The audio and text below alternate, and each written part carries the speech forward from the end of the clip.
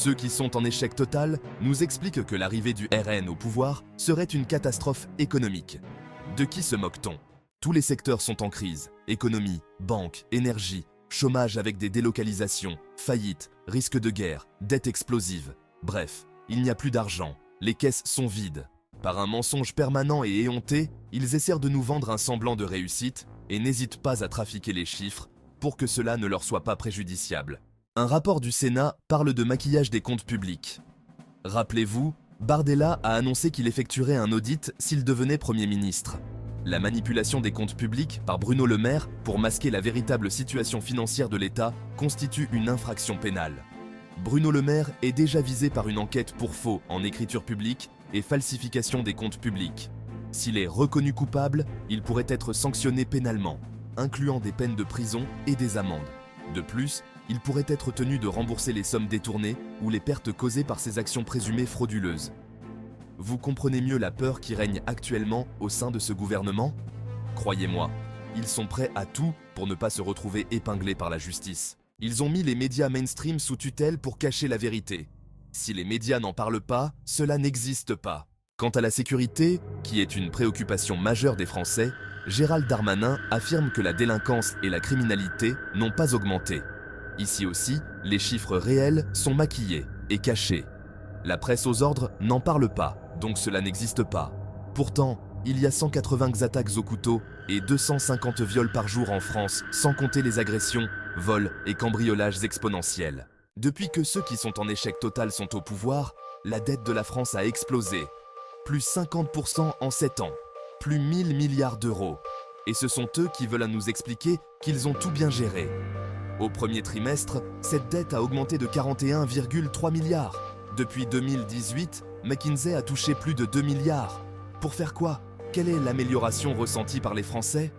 Bruno Le Maire nous dit que l'inflation est en train de baisser. Au lieu d'être à 10%, elle est à 9%. Mais cela reste toujours de l'inflation. Ils veulent littéralement voler l'épargne des Français pour éponger la dette, et c'est Sandrine Rousseau qui a vendu la mèche. Quant au chômage, les récentes réformes ne servent qu'à maquiller les chiffres réels.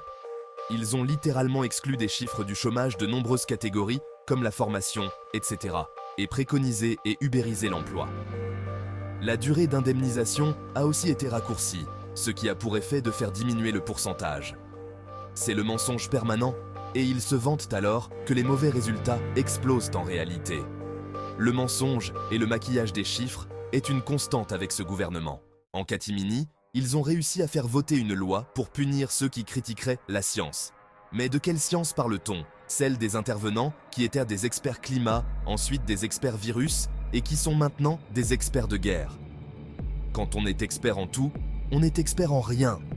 Les experts d'État ont tous des conflits d'intérêts qui les disqualifient pour s'exprimer. Ce gouvernement est le symbole de l'échec économique et social. Il ne gouverne que par la peur, que ce soit pour un virus inoffensif, et on le sait depuis que Fauci a avoué devant le Sénat américain que la pandémie n'était qu'un mensonge, une guerre qui ne nous concerne pas, ou une opposition qui mettrait en faillite une France qui l'est déjà.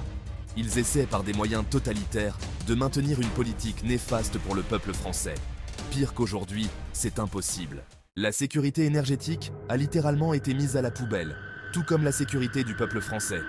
Et ce sont eux qui nous expliquent que si le RN arrive au pouvoir, cela ira très mal. Ils ne se gênent pas non plus pour réécrire l'histoire, oubliant que ce sont les Russes qui nous ont libérés des nazis, et que c'est bien le Front populaire qui a mis au pouvoir Pétain.